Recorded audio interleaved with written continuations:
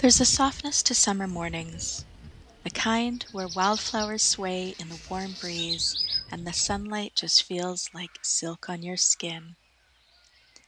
It's mornings like these that make me crave the gentler things, little ways to honor the body and slow down the mind. Today I'm sharing my Wildflower Cleansing Grain recipe, a botanical face exfoliant that's as kind to your skin as a meadow of wildflowers cradling the morning sun. It's earthy, simple, and oh so wonderful, weaving in oats, rose petals, French pink clay, and lavender buds into a powder that feels like a soft whisper against your skin. So, if you're craving natural skincare, a radiant glow, or a touch of herbal magic, stay with me. Let's get started.